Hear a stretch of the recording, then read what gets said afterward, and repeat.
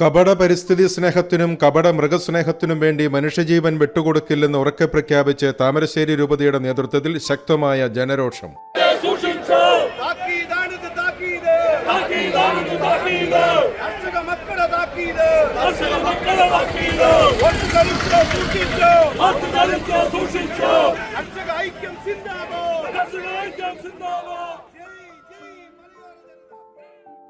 മനുഷ്യന് സംരക്ഷണം നൽകേണ്ട മനുഷ്യരാൽ തിരഞ്ഞെടുക്കപ്പെട്ട സർക്കാർ മൃഗപക്ഷത്തു ചേർന്നു നിൽക്കുന്നത് മൃഗസ്നേഹം കൊണ്ടല്ല, മറിച്ച് സംഘടിത ശക്തികളിൽ നിന്ന് പണമായി കൈപ്പറ്റിയ തുകയ്ക്കുള്ള പ്രത്യുപകാരം കാണിക്കലാണ് എന്ന് ബുദ്ധിയുള്ള മനുഷ്യൻ ചിന്തിച്ചാൽ അവരെ തെറ്റുപറയാൻ കഴിയില്ലെന്ന് AKCC നേതൃത്വം വ്യക്തമാക്കി.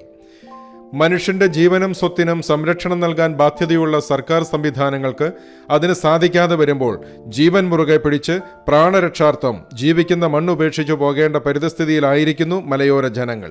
അതുതന്നെയാണ് അച്ചാരം കൈപ്പറ്റിയവരുടെ ലക്ഷ്യവും. മനുഷ്യന്റെ സ്വത്തിനും ജീവനും സംരക്ഷണം നൽകാൻ കഴിയാത്ത സർക്കാർ രാജിവെച്ച് പുറത്തു പോകണമെന്ന് AKCC ആവശ്യപ്പെട്ടു. ഇപ്പോൾ വയനാട് ജില്ലയിൽ സംഭവിച്ചുകൊണ്ടിരിക്കുന്നത് നാളെ നമ്മുടെ ഉമ്മറപ്പടിയിലും സംഭവിക്കും.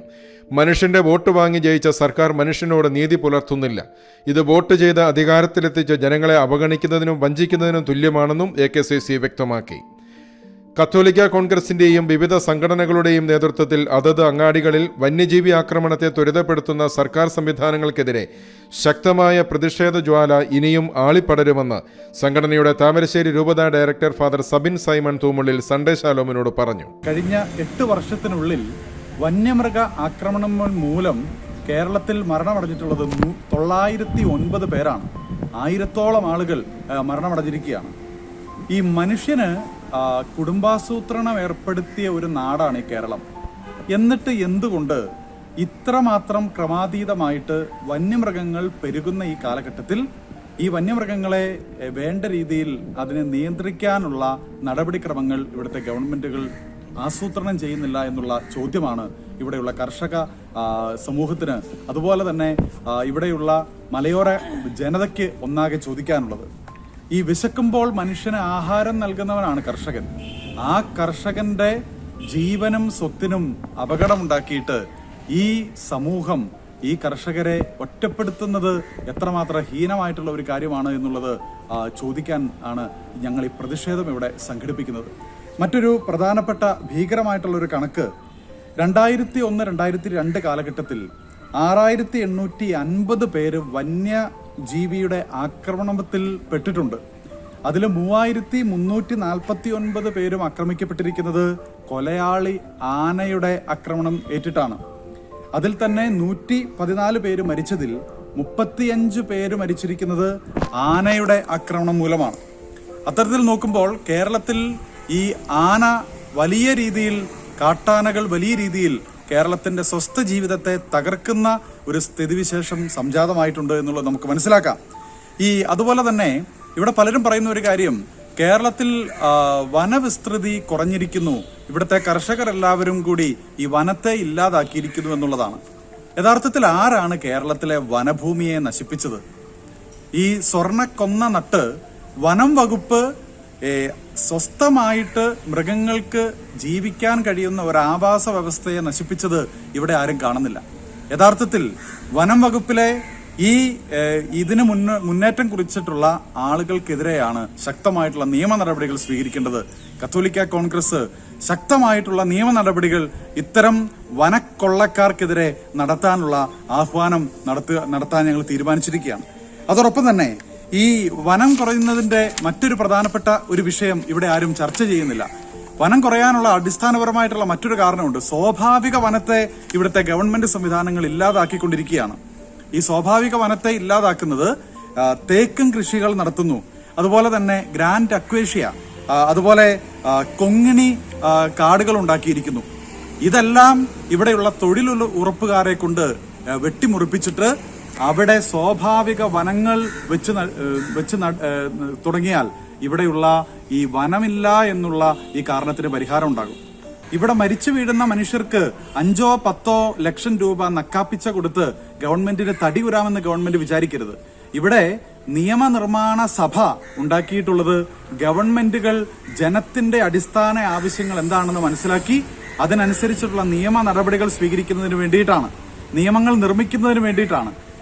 അടിയന്തരമായിട്ട് പ്രത്യേക നിയമസഭ വിളിച്ചുകൂട്ടി ഈ മലയോര കർഷക ജനത അനുഭവിക്കുന്ന പ്രതിസന്ധികൾക്ക് ശാശ്വതമായിട്ടുള്ള പരിഹാരം കാണുന്നതിന് വേണ്ടിയിട്ടുള്ള നിയമനിർമ്മാണ നടപടികളിലേക്ക് ഗവൺമെന്റ് സംവിധാനങ്ങളും പ്രതിപക്ഷവും ഒന്നാകെ പോയെങ്കിൽ മാത്രമേ ഈ വിഷയത്തിന് പരിഹാരം ഉണ്ടാവുകയുള്ളൂ. ഈ കഴിഞ്ഞ വർഷക്കാലം അത്രയും കേരളം ഭരിച്ച ഇടത് വലത് രാഷ്ട്രീയ നേതൃത്വം, ഇന്ന് കേന്ദ്രം ഭരിച്ചുകൊണ്ടിരിക്കുന്ന BJP നേതൃത്വം, ഇവർക്കൊക്കെ ഈ വിഷയത്തിൽ തുല്യമായിട്ടുള്ള പങ്കാണ് ഉള്ളത്.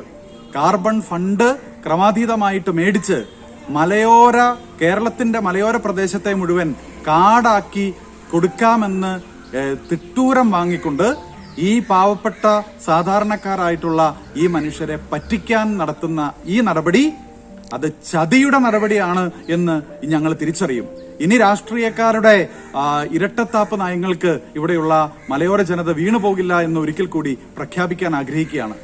എന്ത് വില കൊടുക്കേണ്ടി വന്നാലും, ജീവൻ തന്നെ നഷ്ടപ്പെടുത്തേണ്ടി വന്നാലും, ഞങ്ങൾ അധ്വാനിച്ച് കെട്ടിപ്പടുത്തിയ ഈ നാടിന്റെ ഈ സ്വാഭാവികതയെ തകർക്കാൻ, ഈ നാട് കാടാക്കി മാറ്റാൻ ഞങ്ങൾ ആരെയും അനുവദിക്കില്ല.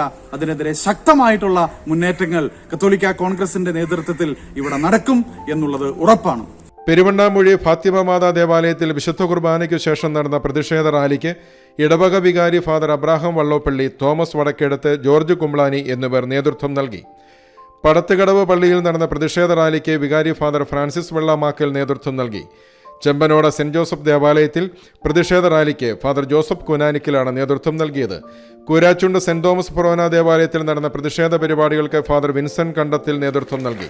വോട്ട് തരുന്നത് കാട്ടിലെ മൃഗങ്ങളല്ല, നാട്ടിലെ മനുഷ്യരാണെന്ന് ഇവിടെയുള്ള അധികാരവർഗം മനസ്സിലാക്കണം, ചിന്തിക്കണം.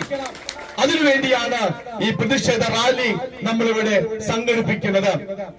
ചക്കിട്ടപാറ സെന്റ് ആന്റണീസ് ദേവാലയത്തിൽ നടന്ന പ്രതിഷേധ റാലി ഫാദർ പ്രിയേഷ് ചേവടി നയിച്ചു.